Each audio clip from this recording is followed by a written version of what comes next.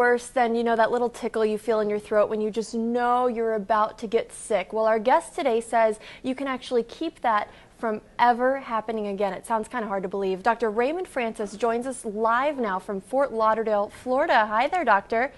Hey, how are you? Good, good. I'm so glad we could make this work out. So you have this book that's called Never Be Sick Again, and that sounds amazing, but it's hard to believe. Well, it may be hard to believe because we don't experience that, but it's true. And the thing is this, here's what people need to know. The technology exists to not be sick. The information we already have is sufficient to prevent and reverse this epidemic of chronic disease that we have in America. And as you pointed out, you don't even have to have a cold. And I can tell you that I have had, in the past 26 years, I've had one cold, and I have a very good excuse for that one cold. So I'm 75 years old. I'm in perfect health. I don't take any medications whatsoever. I have boundless energy. I have a clear mind. I don't have an ache or a pain in my body. I'm living proof that you can be healthy and you don't need to be sick. Now, I think I've kind of started to take it for granted that I'm going to get one cold every year, and I plan ahead for that, and I think a lot of people live like that. I can't imagine a life where you never even get a cold. So what are you doing? Well, I have to tell you, at age 48, I almost died. My death was a medical certainty, and I had to use my own knowledge of biochemistry to save my life and then to restore my health. And that's what got me interested. Almost dying really caught my interest. What I do, I changed my diet. I changed my lifestyle. I've learned how to eat good food. I take very high quality supplements. In fact, I now make my own supplements and sell them. They're very, very high quality. I get regular exercise. I meditate on a regular basis. So in short, I changed my diet. I change my lifestyle, and I take very high quality supplements, and that's why I'm so healthy. So what are some changes that all of us can take? Because not everyone is able to, make their own supplements in their home. So what are some simple things that we can do right now to keep ourselves from getting sick again? Okay, well, simple things. If you want to do one thing and only one thing, get off of sugar. Sugar is a deadly metabolic poison. And if you look at it from a biochemical standpoint as to what happens to you when you eat sugar, I wish I had a blackboard here right now and I could fill a whole wall with what happens when you eat just 1 teaspoon of sugar. Now, what about the sugar in, say, like fruit or apple juice or something like that? Well, apple juice, no, but fruit. If you eat a piece of fruit, that's okay.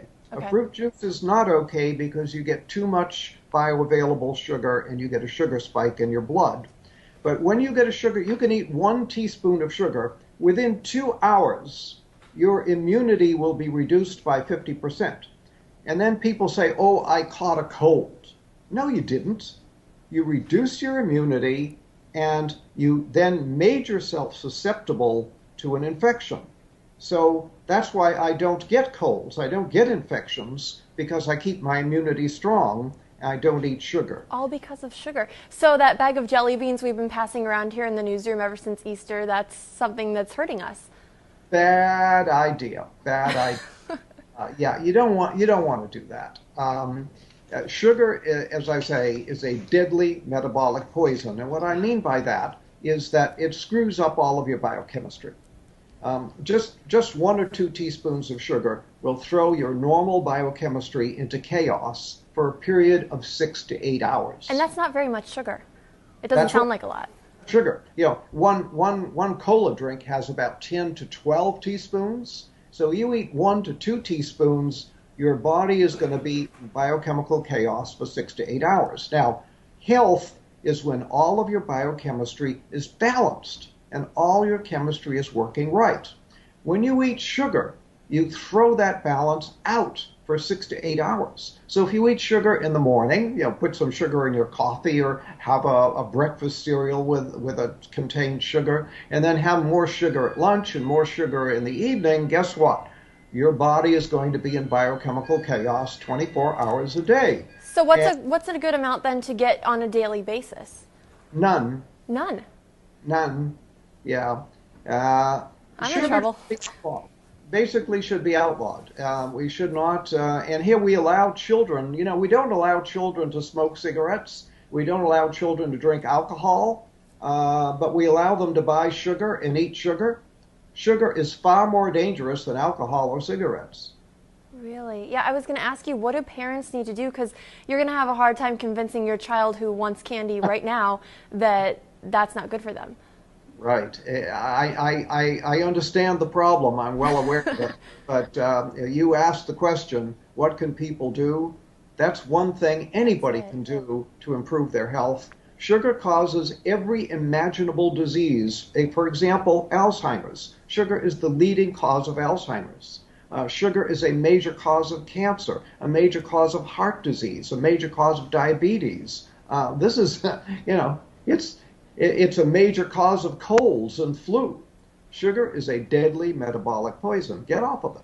Now, let me ask you, how did you come to this understanding of sugar? Because if it's so bad, why aren't we hearing about this all over the place? A lot of, my doctors never told me not to eat sugar. Yeah, well, nobody ever told your doctor, and your doctor is not doing the research to find out. And the sugar industry spends so much money on campaign contributions to members of Congress that sugar is actually subsidized in America. It should be outlawed, and it's subsidized.